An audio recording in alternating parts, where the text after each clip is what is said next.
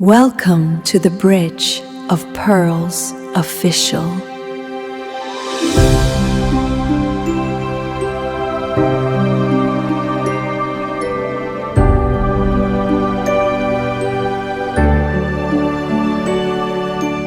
Where every pearl carries a story of healing, wisdom, and light.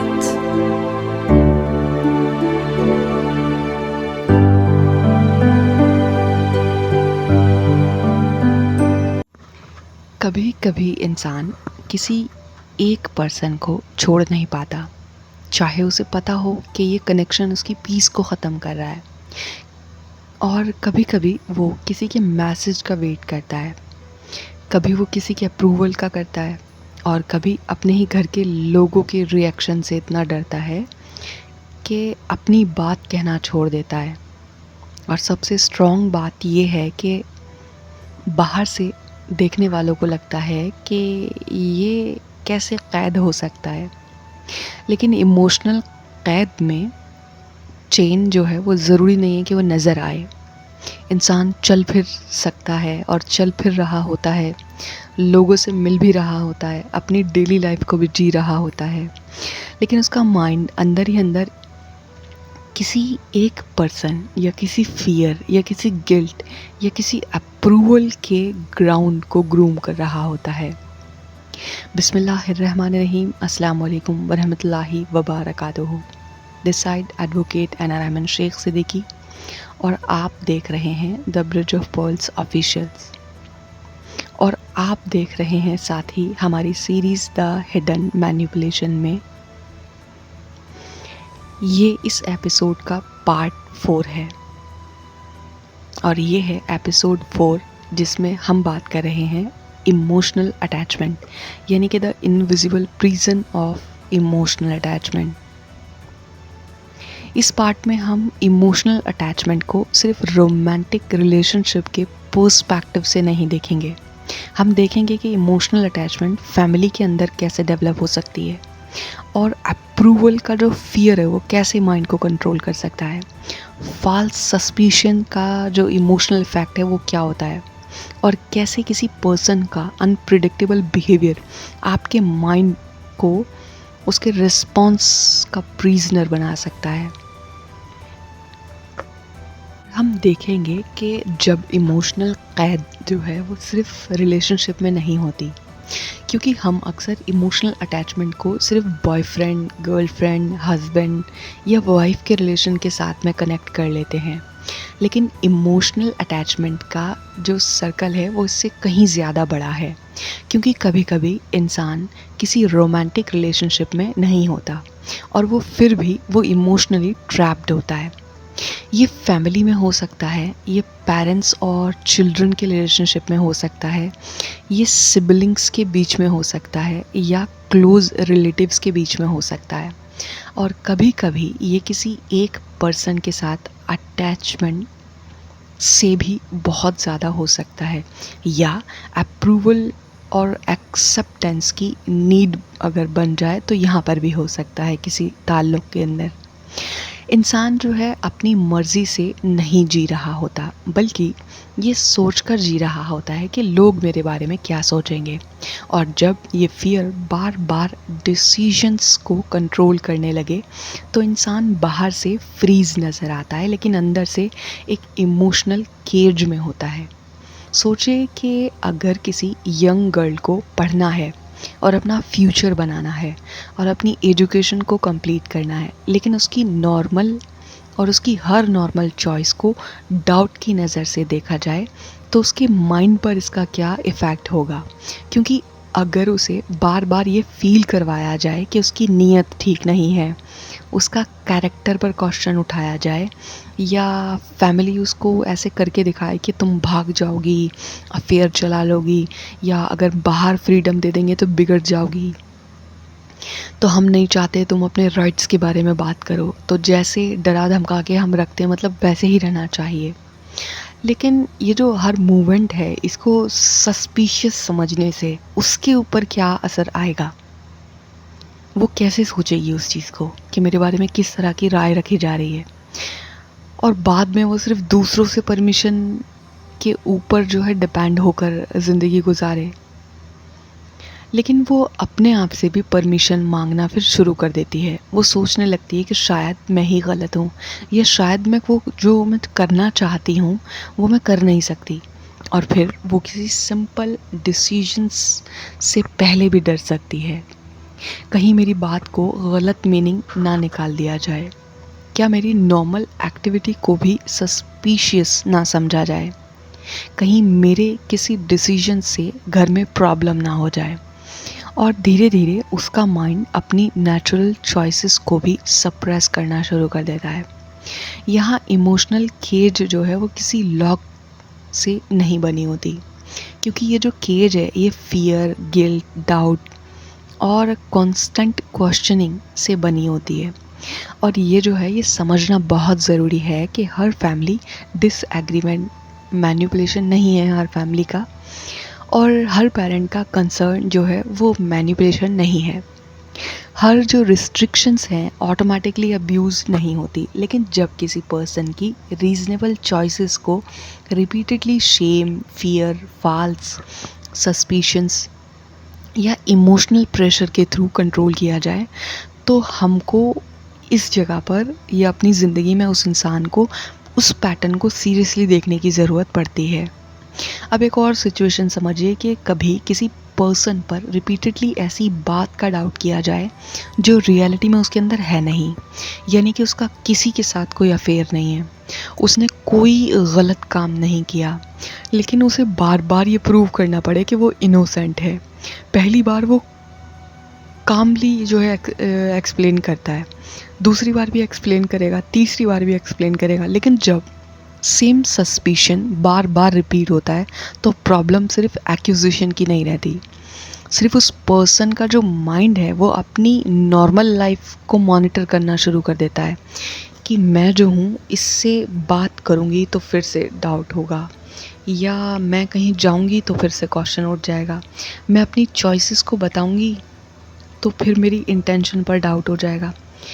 अब जो है देखिए क्या हुआ कि जिस पर्सन ने कुछ गलत काम नहीं किया था वो अपनी नॉर्मल लाइफ को खुद कंट्रोल करने लगा, खुद मॉनिटर करने लगा।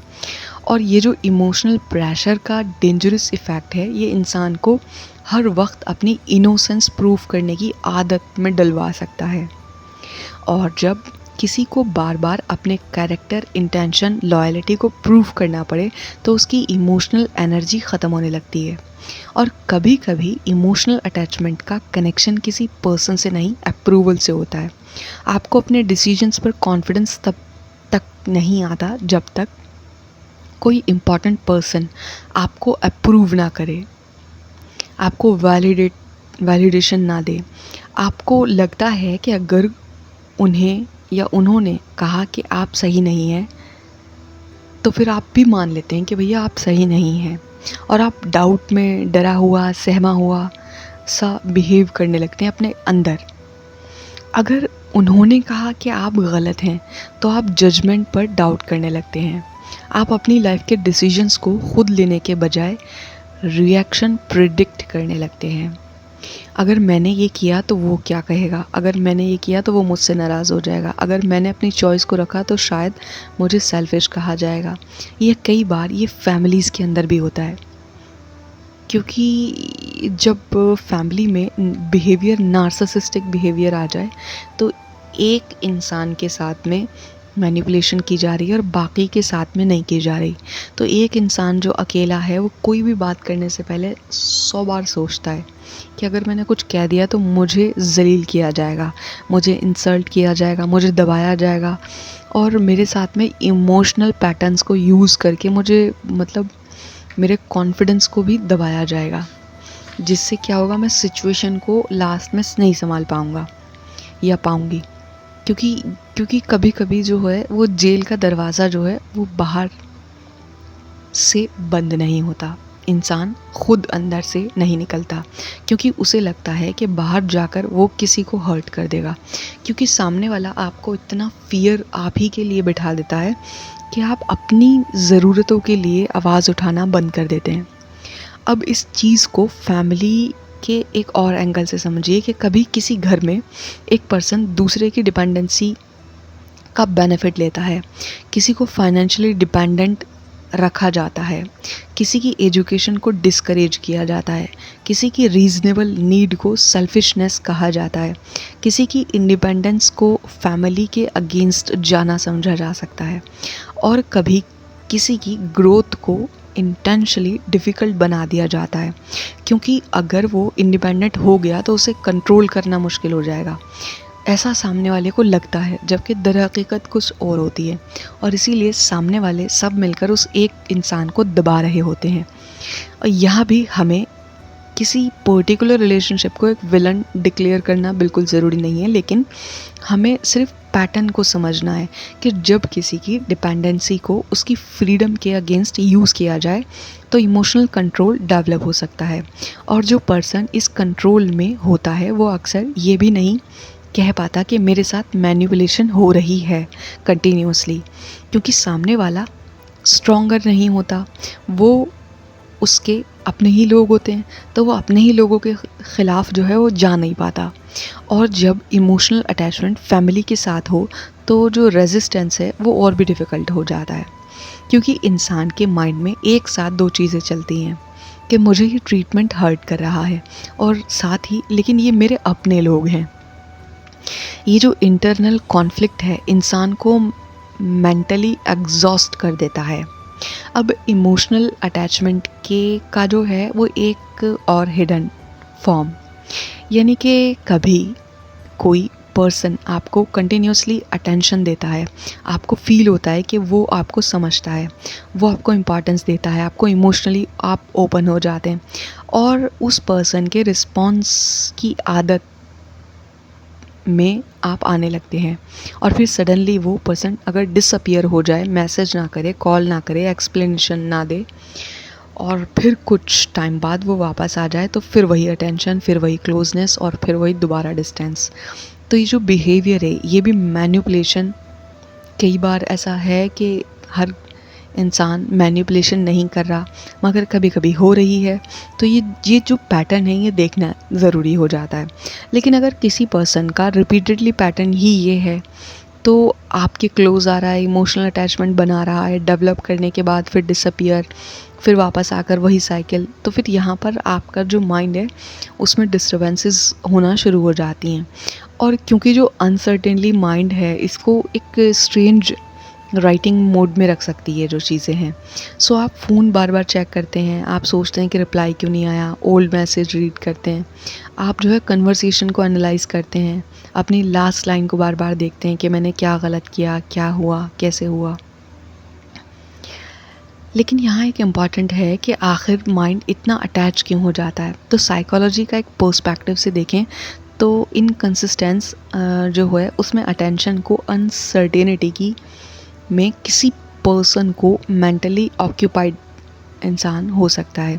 सो जब अटेंशन प्रिडिक्टेबल नहीं होती तो माइंड जो है वो बार बार नेक्स्ट पॉजिटिव मोमेंट का वेट करता है, और कभी अटेंशन मिल जाती है, कभी नहीं मिल जाती।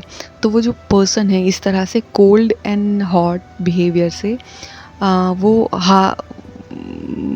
उसको फील होता है कि हार्म हो गया है। तो ये जो पैटर्न है इसीलिए देखना बहुत ज़्यादा ज़रूरी है। तो अब हम देखेंगे कि जब दिल छोड़ना चाहे लेकिन माइंड जो है वो डर जाए तो फिर क्या होता है। लेकिन कभी कभी सबसे मुश्किल वक्त वो नहीं होता जब इंसान को समझ आता है कि रिलेशनशिप जो है ये अनहेल्दी है, बल्कि वो होता है जब समझ आने के बाद भी दिल उस पर्सन को छोड़ने के लिए रेडी ना हो। आपको पता है कि आप हर्ट हो रहे हैं, लेकिन फिर भी आप उसी मेमोरीज़ के अंदर जा रहे हैं। आपको याद आता है कि कभी उसने आपको समझा था और कभी आपको सपोर्ट किया था, कभी आपको स्पेशल फील करवाया था, और फिर आप सोचते हैं कि शायद वो फिर वैसा बन जाएगा मे बी। लेकिन यहाँ एक डिफरेंस समझना है कि किसी पर्सन के अच्छे मोमेंट को याद करना और उसके अनहेल्दी बिहेवियर को एक्सेप्ट करना, ये दोनों बातें एक नहीं है। किसी इंसान में अच्छाई भी हो सकती है और बुराई भी हो सकती है। और उसके बिहेवियर में हार्मफुल पैटर्न भी हो सकते हैं। इसलिए सिर्फ ये कह देना कि वो इंसान बुरा है आपको ये आंसर नहीं देता कि क्या ये रिलेशनशिप मेरे लिए हेल्दी थी या नहीं थी।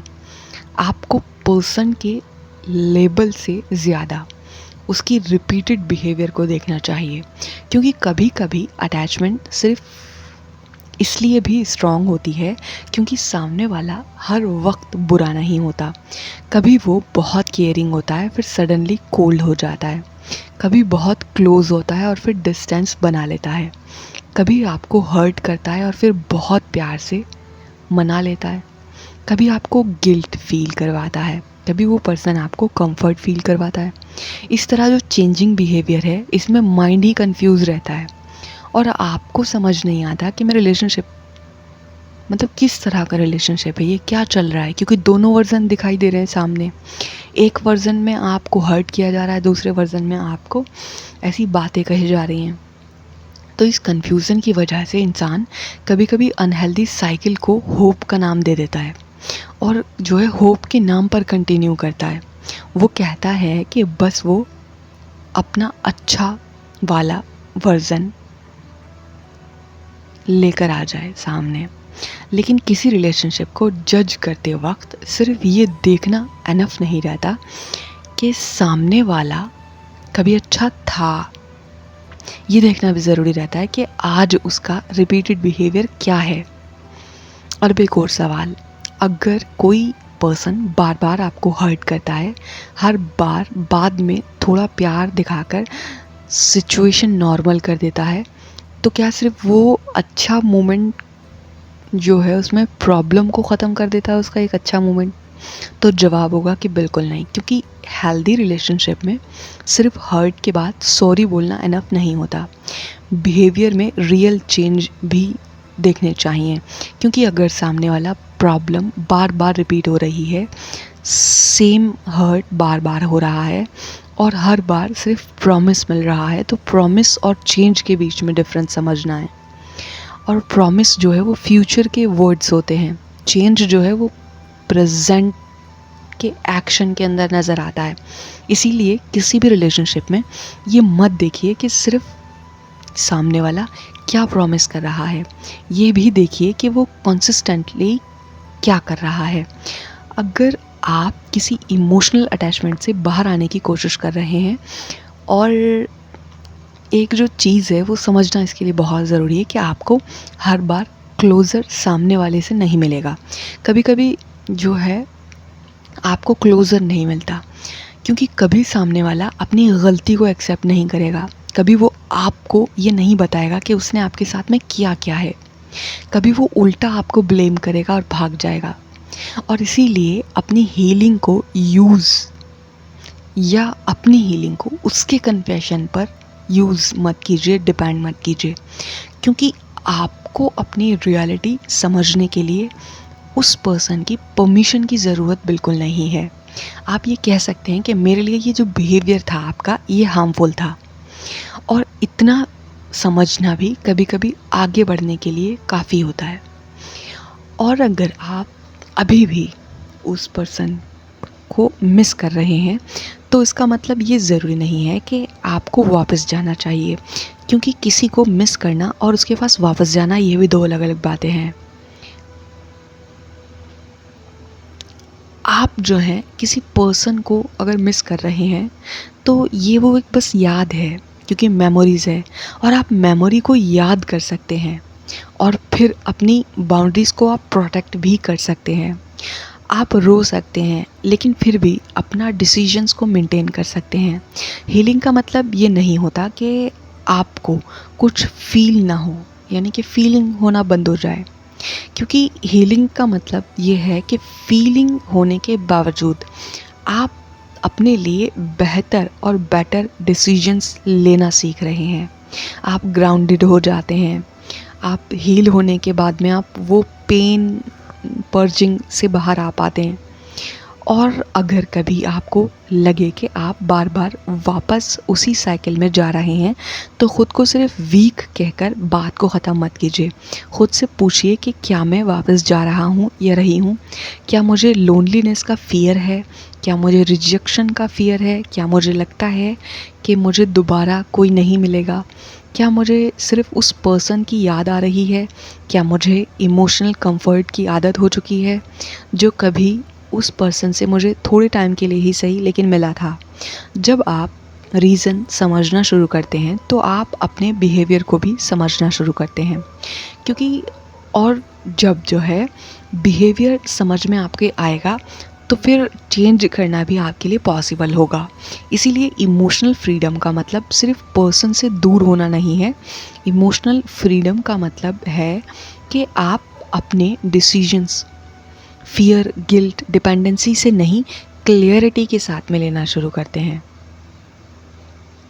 इमोशनल अटैचमेंट की सबसे गहरी प्रॉब्लम तब शुरू होती है जब इंसान अपने बारे में सोचना ही सामने वाले के थ्रू शुरू करता है।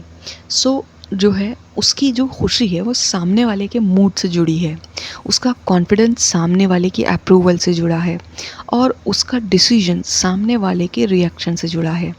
और धीरे धीरे उसकी आइडेंटिटी भी रिलेशनशिप के अंदर कहीं छुपने लगी है।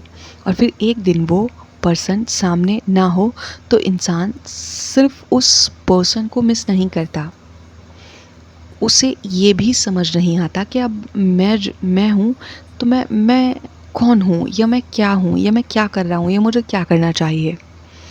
और ये जो क्वेश्चन है यही बहुत इम्पॉर्टेंट है, क्योंकि इंसान अगर अपने सवालात को ढूंढ पाए कि क्या क्वेश्चन उसको इस टाइम करने चाहिए तो वो जवाब भी ढूंढ पाएगा। लेकिन जब इंसान एक डार्क फेज़ में आ जाता है तब उसके लिए सवाल करना भी मुश्किल होता है, क्योंकि किसी रिलेशनशिप में आपका जो रोल है वो हो सकता है लेकिन वो रोल आपकी पूरी आइडेंटिटी नहीं हो सकता। आप किसी की वाइफ हो सकती हैं, हस्बैंड हो सकते हैं, गर्लफ्रेंड या बॉयफ्रेंड हो सकते हैं, किसी के पेरेंट्स हो सकते हैं, किसी के क्लोज फ्रेंड हो सकते हैं, लेकिन अब रिलेशनशिप के बाहर भी आप कंप्लीट इंडिविजुअल पर्सन हैं और आपके अपने थॉट्स हैं, अपने गोल्स हैं, अपनी वैल्यूज़, आपकी पसंद और नापसंद भी है। आप जो है आपकी स्पिरिचुअल जर्नी है, आपकी अपनी ग्रोथ है और इन सब चीज़ों को रिलेशनशिप में या रिलेशनशिप के अंदर डिसअपियर नहीं होना चाहिए। क्योंकि आपकी पहचान अगर मेल्ट हो रही है किसी रिलेशनशिप के अंदर तो ये तो फिर आपके लिए प्रॉब्लम का बाइस बनती है बाद में।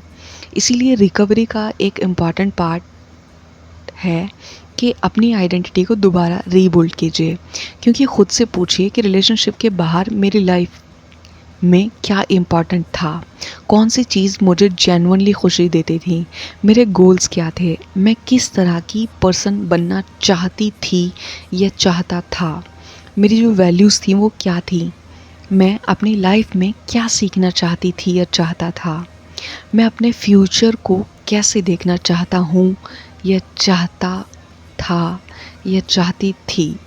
ये जो क्वेश्चन है ये धीरे धीरे याद दिलाते हैं कि आपकी स्टोरी जो है वो सिर्फ एक रिलेशनशिप से स्टार्ट नहीं हुई थी, आप सिर्फ एक रिलेशनशिप के एंड होने से ख़त्म नहीं होते। एक और इम्पॉर्टेंट चीज़ है कि अपनी डिसीजंस मेकिंग को वापस लेकर आना। आप अगर बहुत टाइम तक किसी के रिएक्शन के अकॉर्डिंग डिसीजंस लेते रहे हैं तो शुरू में छोटे डिसीजंस भी डिफ़िकल्ट लग सकते हैं। इसीलिए हर डिसीजंस और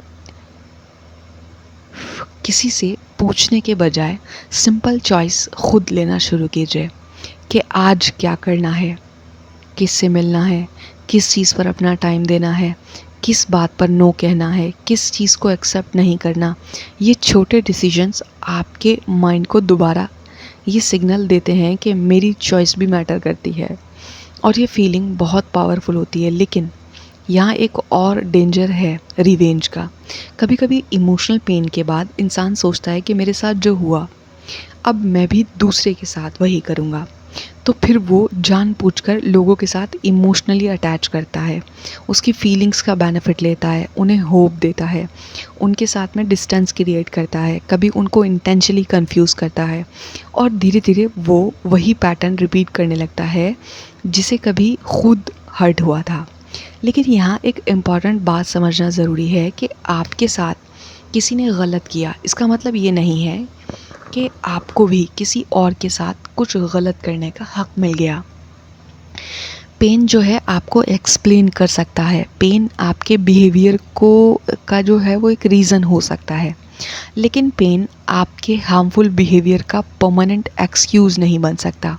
अगर आपके साथ मैनिपुलेशन हुई है तो आपके पास दो रास्ते हैं, एक ये कि आप वही पैटर्न आगे ट्रांसफ़र करें और दूसरा कि आप उस पैटर्न को समझें, उसे ब्रेक करें और डिसाइड करें कि जो मेरे साथ हुआ मैं किसी और के साथ नहीं करूँगा। और यही जो है वो रियल हीलिंग होती है। इसीलिए कि सिर्फ ये नहीं कि आप टॉक्सिक पर्सन से दूर हो गए, बल्कि ये कि आप खुद टॉक्सिक पैटर्न को रिपीट करने वाले पर्सन नहीं बने। और अगर किसी रिलेशनशिप में आपको इतना इमोशनली डैमेज किया गया है कि आपकी sleep, eating, study, work, health या डेली फंक्शनिंग और सीरियसली अफेक्ट अगर हुई हैं, तो सिर्फ इससे लव का पेन कहकर इग्नोर मत कीजिएगा। इमोशनल स्ट्रेस बॉडी और माइंड दोनों पर इफ़ेक्ट डाल सकता है और ऐसे वक्त में ट्रस्टेड पीपल का सपोर्ट लेना बहुत ज़्यादा ज़रूरी हो सकता है। अगर क्वालिफाइड मेंटल हेल्थ की ज़रूरत हो तो प्रोफेशनल से बात करना भी इम्पॉर्टेंट है, तो की जा सकती है या ली जा सकती है हेल्प। और अगर कभी आपको अपने आप को हार्म करने का थॉट आए तो उस वक्त अकेले रहकर अपने थॉट से फाइट नहीं करना चाहिए, तुरंत उस चीज़ को ट्रस्टेड पर्सन को बताना चाहिए और सपोर्ट लेनी चाहिए और हीलिंग के रास्ते पर आना चाहिए, ताकि आपको रास्ते भी मिले उस चीज़ से निकलने के लिए। आपको अपनी जो पेन है उसको हाइड करने की बिल्कुल ज़रूरत नहीं है, क्योंकि आपको उस पेन को समझना है, उसका नाम लेना है, उस पैटर्न को पहचानना है और फिर धीरे धीरे उस पैटर्न से बाहर आना है। क्योंकि आपकी हीलिंग का फाइनल गोल सिर्फ किसी पर्सन को भूलना नहीं है। फाइनल गोल ये है कि एक दिन आप अपनी ज़िंदगी को देखकर कह सकें कि अब मेरी पीस किसी और के बिहेवियर की परमिशन पर डिपेंड नहीं करती, अब मेरी आइडेंटिटी किसी और की अप्रूवल से डिसाइड नहीं होती, अब मैं किसी को लव कर सकता हूँ लेकिन अपने आप को लूज़ किए बगैर। और शायद यही इमोशनल फ्रीडम की असली बिगिनिंग है। अब देखेंगे कि जब अटैचमेंट को मोहब्बत समझ लिया जाता है, कभी कभी इंसान को ये समझ में सबसे ज़्यादा डिफ़िकल्ट होती है समझने में कि जो फीलिंग उसके अंदर है वो एक्चुअली मोहब्बत है या अटैचमेंट है या फ़ियर है या इमोशनल डिपेंडेंसी है। क्योंकि ये जो फीलिंग है ये एक दूसरे के साथ मिक्स हो सकती है। आप कभी किसी को जेन्युइनली लव कर सकते हैं लेकिन उसके साथ अनहेल्दी अटैचमेंट भी डेवलप हो सकता है। आपको किसी की केयर हो सकती है लेकिन उसके बिना रहने का फ़ियर भी हो सकता है। आप किसी को मिस कर सकते हैं लेकिन इसका मतलब ये ज़रूरी नहीं कि वो पर्सन आपके लिए हेल्दी भी हो। इसीलिए हर स्ट्रॉन्ग इमोशन को मोहब्बत का नाम देना ज़रूरी नहीं। कभी हम किसी पर्सन से इसीलिए चिपके रहते हैं क्योंकि हमें उस पर्सन की ज़रूरत फील होती है, और कभी इसलिए क्योंकि हमें लोनलीनेस का डर रहता है, कभी इसलिए क्योंकि हमें लगता है कि उसके बगैर हमें कोई और नहीं समझेगा, कभी इसलिए क्योंकि हम उस रिलेशनशिप में इतना टाइम, इमोशन और एनर्जी लगाए हुए बैठे होते हैं कि अब उसको छोड़ना अपने पास्ट को एक्सेप्ट करने जैसा लगता है। और कभी हम इसलिए रुकते हैं क्योंकि हम सोचते हैं कि इतना सब कुछ हो जाने के बाद अब मैं कैसे छोड़ सकता हूँ। लेकिन किसी रिलेशनशिप में बहुत टाइम इन्वेस्ट कर देना ये प्रूफ नहीं करता कि वो रिलेशनशिप आगे भी हेल्दी रहने चाहिए। पास्ट में दिया गया टाइम फ्यूचर को ऑटोमेटिकली करेक्ट नहीं बनाता, तो ये बहुत ज़्यादा समझने की बात है। अगर आपने किसी रिलेशनशिप में 5 साल दे दिए तो उसका मतलब ये तो नहीं है कि आप अगले 5 साल भी सिर्फ इसलिए दे देंगे क्योंकि आप पहले दे चुके थे 5 साल। क्योंकि कभी कभी सबसे करेजियस डिसीजंस ये होता है कि इंसान एक्सेप्ट करे कि मैंने बहुत कुछ दिया है, लेकिन अब मुझे अपनी वेलबींग को भी इम्पॉर्टेंस देनी है और अपनी बेहतरी के लिए मुझे इस रिश्ते से बाहर आना चाहिए। अब एक और इम्पॉर्टेंट डिफरेंस समझिए कि लव और डिपेंडेंसी के बारे में, कि हेल्दी लव में आप किसी को चाहते हैं, लेकिन आपकी पूरी इमोशनल स्टेबिलिटी सिर्फ उस पर्सन के हेल्थ हाथ में नहीं होती। डिपेंडेंसी में आपका जो मूड है, तो जो वो है confidence, peace, self worth, repeatedly उस पर्सन के बिहेवियर से कंट्रोल होने लगता है। वो जो है मैसेज करता है तो आप खुश, वो इग्नोर करता है तो आप टूट सा जाते हैं, वो प्राइस करता है तो आपको लगता है कि आप वैल्यूएबल हैं, क्रिटिसाइज़ करें तो आपको लगता है कि वर्थलेस हो गए आप, क्लोज आ जाए तो आपको सिक्योर लगता है, डिस्टेंस हो जाए तो पैनिक लगता है। और जब आपकी इमोशनल स्टेट किसी दूसरे पर्सन के बिहेवियर के साथ में कंसिस्टेंटली अप एंड डाउन होने लगे, तो इस पैटर्न को सीरियसली देखना ज़रूरी हो जाता है आपके लिए, क्योंकि रिलेशनशिप आपकी लाइफ का पार्ट होना चाहिए, आपकी पूरी इमोशनल स्टीयरिंग व्हील नहीं होना चाहिए। अब एक सवाल आप खुद से करें कि अगर ये पर्सन मुझे कल से अप्रूवल देना बंद कर दे, तो क्या मैं फिर भी अपनी वैल्यू को समझ पाऊँगा या पाऊँगी? अगर आंसर ये निकले आपका कि मुझे नहीं पता, तो शायद आपको अपनी सेल्फ वर्थ पर दोबारा काम करने की ज़रूरत है। आपकी वैल्यू किसी के रिप्लाई से डिसाइड नहीं होती, आपकी वैल्यू किसी की अटेंशन से डिसाइड नहीं होती, आपकी वैल्यू किसी रिलेशनशिप के स्टेटस से डिसाइड नहीं होती। आप किसी का आपको चूज़ करना, आपकी जो वर्थ है वो उसका सर्टिफिकेट नहीं होती। आप वैल्यूएबल इसलिए नहीं हैं कि किसी ने आपको लव किया, आप वैल्यूएबल हैं और रिलेशनशिप उस वैल्यू को ऐड कर सकता है, लेकिन क्रिएट नहीं कर सकता। और इसी वजह से ये जो यंग पीपल के लिए ये अवेयरनेस बहुत ज़्यादा इम्पॉर्टेंट है कि किसी रिलेशनशिप की बिगनिंग में अटेंशन, कॉम्प्लीमेंट्स और कंस्टेंट मैसेजिंग और इमोशनल क्लोजनेस बहुत एक्साइटिंग फील करवा सकता है, लेकिन एक्साइटमेंट और इमोशनल सेफ्टी एक जैसी चीज़ें नहीं होती हैं, क्योंकि किसी का आपको बहुत अटेंशन देना ऑटोमेटिकली ये प्रूफ नहीं करता कि उसके इंटेंशंस आपके लिए हेल्दी थे, हैं या हो सकते हैं।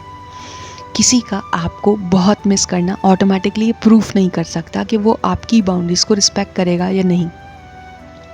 किसी का आपको फ्यूचर के प्रॉमिसेस देना ऑटोमेटिकली ये प्रूफ नहीं करेगा वो जो है प्रेजेंट में आपको रिस्पेक्ट भी कर सकता है, क्योंकि कोई सामने वाला इंसान जब तक उसका दिल चाहे वो आपसे तब तक बात कर रहा है, जब उसका दिल भर जाएगा वो बात बंद कर देगा। आप क्या कर सकते हैं उसके अंदर?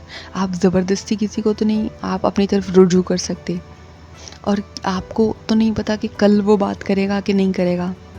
और इसीलिए वर्ड से ज़्यादा पैटर्न को देखना ज़रूरी है कि वो आपके नो के साथ में क्या करता है, डिसएग्रीमेंट के वक्त कैसा बिहेव करता है, आपकी प्राइवेसी की रिस्पेक्ट कैसे कर रहा है, वो आपको फ्रेंड्स और फैमिली में आइसोलेट किस तरह से करना चाह रहा है, वो आपकी जो है वीकनेस को समझने के बाद उसका बेनिफिट ले रहा है या नहीं ले रहा है, या कैसे ले रहा है आपको, क्या वो आपकी बाउंड्री को रिपीटेडली टेस्ट कर रहा है। क्या क्वेश्चन रिलेशनशिप को जज करने के लिए नहीं, आपको अवेयर रखने के लिए ये क्वेश्चंस हैं। और अगर आप किसी रिलेशनशिप में अभी हैं तो एक सिंपल रूल को याद रखिएगा कि अटैचमेंट को रिलेशनशिप का प्रूफ मत बनाइए, क्योंकि आप किसी से डीपली अटैच हो सकते हैं और फिर भी रिलेशनशिप अनहेल्दी हो सकता है। इसी तरह किसी रिलेशनशिप में टेम्पररी कॉन्फ्लिक्ट हो सकता है और फिर भी रिलेशनशिप हेल्दी हो सकता है।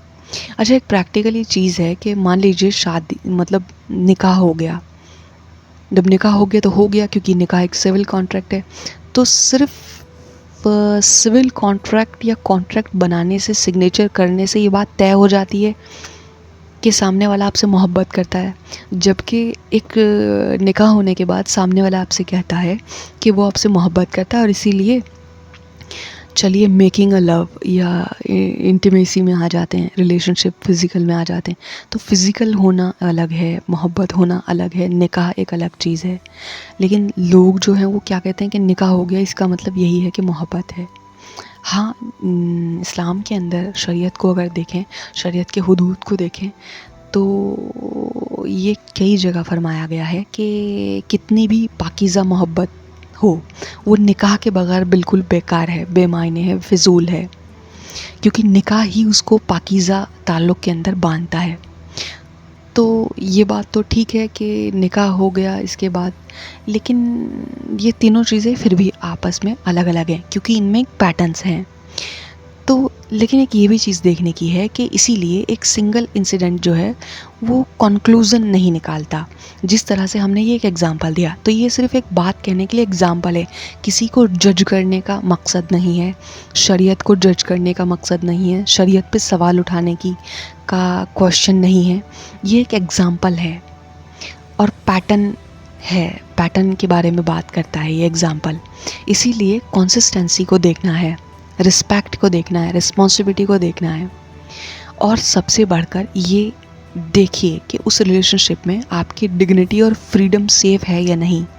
कई बार किसी को मोहब्बत एक नज़र में हो जाती है, कई बार 10 साल साथ में रहकर भी नहीं होती। तो दोनों बातों में फ़र्क है, क्योंकि हेल्दी रिलेशनशिप में दो लोग एक दूसरे को पोजेस नहीं करते, दो लोग एक दूसरे को स्पेस, रिस्पेक्ट और चॉइस देते हैं।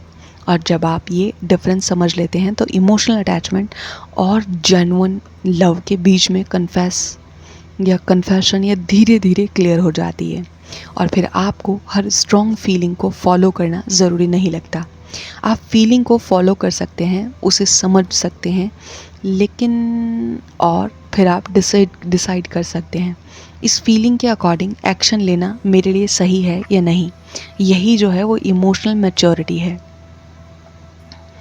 फीलिंग्स को डिनाई करना नहीं, फीलिंग को समझकर डिसीजंस लेना। और जब इंसान ये सीख लेता है तो इमोशनल अटैचमेंट की सबसे पावरफुल चेन टूटनी शुरू होती है।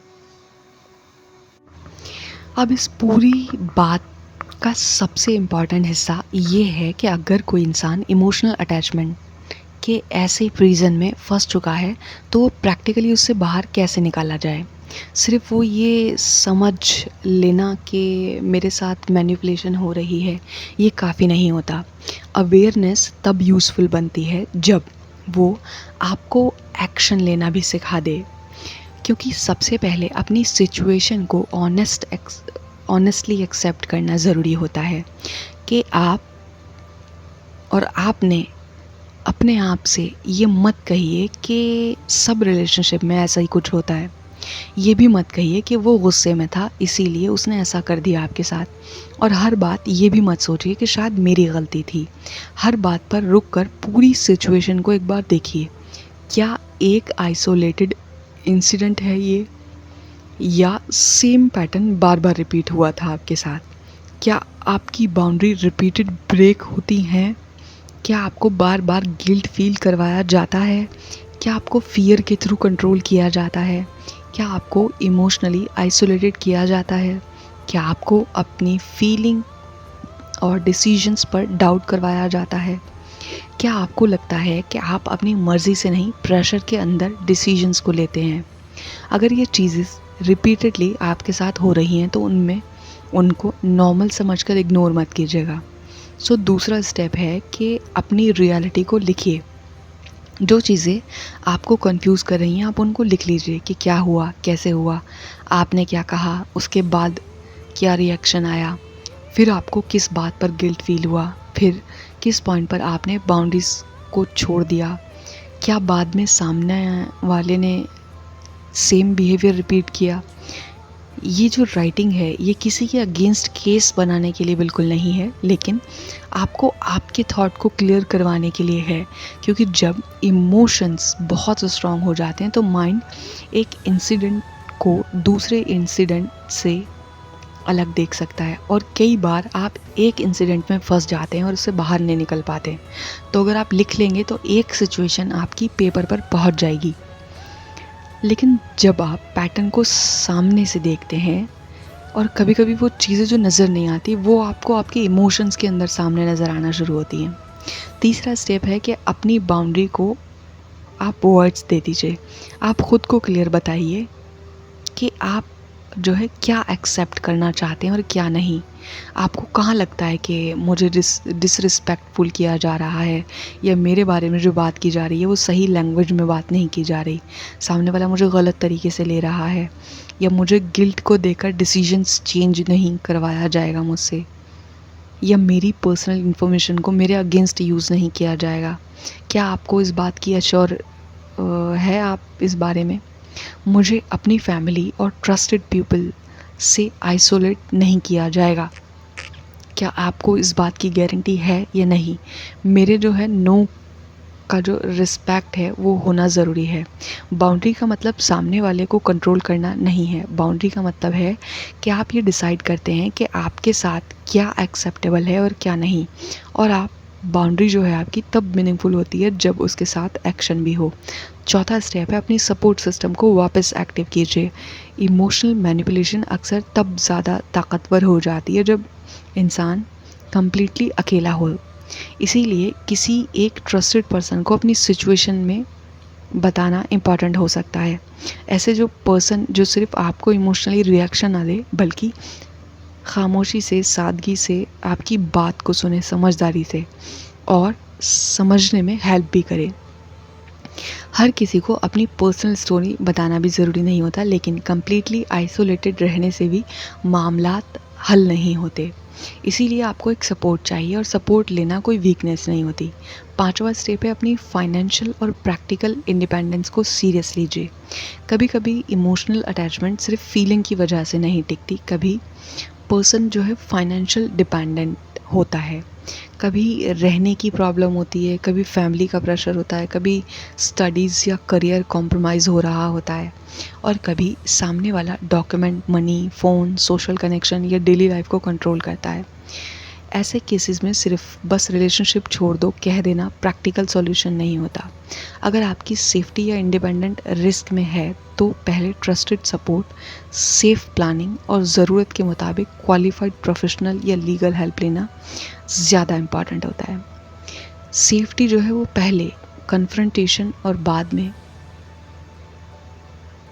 अगर सामने वाला वो एग्रेसिव बिहेवियर से डील करता है, थ्रेट देता है, या एकदम हार्म करने का रिस्क है, तो उसे अकेला कन्फ्रंट करना बिल्कुल भी ज़रूरी नहीं है आपके लिए सही। अपनी सेफ्टी को प्रायोरिटीज़ दीजिए। चौथा स्टेप में आप अपने माइंड को विड्रॉवल के लिए प्रिपेयर कीजिए, क्योंकि जब अटैचमेंट बहुत स्ट्रॉन्ग हो जाती है तो डिस्टेंस के बाद loneliness, anxiety, guilt, intense missing feel हो सकती है। इसका मतलब ये नहीं है कि आपका डिसीजंस जो था वो गलत था। कभी कभी माइंड फैमिलियर पैटर्न को मिस करता है, इवन वैन, कि जब पैटर्न्स हेल्दी ना हो। इसीलिए डिफ़िकल्ट इमोशन आने पर तुरंत वापस उसी साइकिल में चले जाना सॉल्यूशन नहीं होता। अपने इमोशंस को ऑब्जर्व कीजिए और किसी ट्रस्टेड पर्सन से बात कीजिए, और रूटीन को मेंटेन कीजिए। स्लीप और फूड को इग्नोर मत कीजिए। अपने वर्क या स्टडी को कम्प्लीटली स्टॉप मत कीजिए, और स्पिरिचुअल कनेक्शन को स्ट्रॉन्ग कीजिए। हीलिंग में कंसिस्टेंसी इंपॉर्टेंट होती है, इसीलिए ऐसा ना हो कि एक दिन तो आप स्ट्रांगली रहें और दूसरा कोलैप्स कर जाएं। तो इसीलिए खुद से परफेक्शन एक्सपेक्ट मत कीजिए, लेकिन हर बार गिरने के बाद अपने आप को दोबारा उठाना सीखिए, क्योंकि आपको अपने आप को खुद उठाना है, खुद हील करना है, और अपने लिए खुद स्टेप्स लेने हैं। और एक और चीज़ कि आप जो हैं अपने पास्ट को अपनी आइडेंटिटी मत बनाइए, क्योंकि अगर किसी ने आपको मैनिपुलेट किया है इसका मतलब ये नहीं कि हमेशा आप विक्टिम बने रहेंगे, क्योंकि आपको अपनी ज़िंदगी जीनी है, अपने ड्रीम्स को जीना है, अपनी ज़िंदगी के लिए कुछ करना है। और अगर किसी ने आपके ट्रस्ट का मिसयूज़ कर लिया तो मिसयूज़ हो चुका, यानी कि वो बात निकल गई, दिन जा चुका। आप आज में हैं, आज को आपको संवारना है। इसीलिए इसका मतलब ये नहीं है कि आप फ्यूचर में किसी पर ट्रस्ट ना करें। आप अपनी ब्रेन की फंक्शनिंग को दोबारा कीजिए, रीवायर कीजिए, और अपने माइंड के पूरे बिलीव सिस्टम को चेंज कर दीजिए, और सारे नेगेटिव पैटर्न्स को निकालिए और फिर से पॉजिटिव देखना शुरू कर दीजिए। अवेयरनेस का मतलब है कि आप ब्लाइंड ट्रस्ट की जगह अब आप इन्फॉर्म्ड ट्रस्ट सीख रहे हैं। यानी कि पहले आप ट्रस्ट आपने जो किया वो ब्लाइंडली कर लिया, तो आप ट्रस्ट अब कर रहे हैं मगर आप नॉलेज के साथ में कर रहे हैं, आप इल्म के साथ में कर रहे हैं। अब आप तो अब जो है आप सिर्फ इमोशंस के साथ में नहीं जा रहे किसी मामलात के अंदर, आप जो है वर्ड्स के साथ एक्शन भी देखा आपने, प्रॉमिस के साथ में आपने कंसिस्टेंसी देखी, अटेंशन के साथ में रिस्पेक्ट देखी अब, और लव के साथ में बाउंड्रीज देखी हील होने के बाद, और अटैचमेंट के साथ आपने फ्रीडम भी देखी है। और अगर ये आपने नहीं देखा तो आपने ये देखना है, लेकिन आप ये तब देख पाएंगे तब आप अपनी हीलिंग करेंगे। और जो लोग किसी इमोशनल मैनिपुलेशन से गुज़र के खुद मैनिपुलेटर बन जाते हैं, उनके लिए भी एक ज़रूरी बात है कि आपके साथ जो हुआ वो पेनफुल हो सकता है, और वो जो वक्त था तकलीफ़ का वो वाकई में मुश्किल से गुज़रता है इंसान के ऊपर, मगर उसका ये मतलब नहीं है कि जो तकलीफ़ आपने सही वो आप स्प्रेड करें बाकियों में। अगर आपको हर्ट मिला है तो उस हर्ट को समझिए, अगर आपको बेट्रायल मिला है तो अपनी बाउंड्रीज़ को स्ट्रॉन्ग कीजिए, क्योंकि आपको जो हर्ट मिला वो इसलिए नहीं मिला कि अब आप उसको जो है दूसरों में बांटें, वो इसलिए मिला है ताकि आप अपनी जनरेशन को उस हर्ट से बचा लें हमेशा हमेशा हमेशा के लिए। अगर आपको मैनिपुलेट किया गया तो मैनिपुलेशन को समझना है आपको, लेकिन किसी इनोसेंट पर्सन के साथ में आप ये कर रहे हैं, हर्ट कर रहे हैं, तो आपकी जनरेशन फिर कैसे सीखेगी, कैसे ग्रो होगी और कैसे हील होगी, और जो आपको मतलब हीलिंग का आपको क्या फ़ायदा होगा। सो पेन जो है उसको स्प्रेड मत कीजिए, आपको पैटर्न को समझना है, ख़ुद को हील करना, नया ट्रांसफॉर्मेशन में लेकर आना है। और अगर आप इस वक्त ऐसे रिलेशनशिप में हैं जहां आपको लगता है कि आपकी लाइफ हेल्दी या study, work, sleep, daily functioning seriously affect हो रही है, तो इस प्रॉब्लम को प्यार का दर्द कहकर इग्नोर मत कीजिए। मेंटल वेलबींग भी इम्पॉर्टेंट है, आपकी फ़िज़िकल वेलबींग भी इम्पॉर्टेंट है, डिग्निटी भी इम्पॉर्टेंट है, और सेफ्टी भी।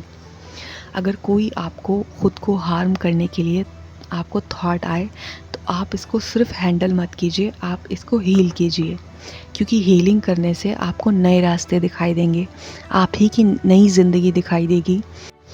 अपने आप को खोना मोहब्बत की कीमत नहीं होनी चाहिए। अगर कोई रिलेशनशिप आपसे बार बार सुकून, आपकी आवाज़, आपकी आइडेंटिटी मांग रहा है, तो शायद वक्त है कि आप रिलेशनशिप को नहीं खुद को दोबारा चूज़ कीजिए। अल्लाह आपको हर उस रिलेशनशिप को समझने की बसीरत दे जो आपके लिए खैर का सबब, और हर उस अटैचमेंट से निकलने की हिम्मत दे जो आपकी रूह, आपकी डिग्निटी, आपकी पीस को धीरे धीरे ख़त्म कर रही है। अल्लाह आपको इतनी क्लैरिटी अता करे कि आप लव और मैनिपुलेशन के बीच के डिफरेंस को समझ सकें, इतनी हिम्मत दे कि आप अनहेल्दी पैटर्न को ब्रेक कर सकें।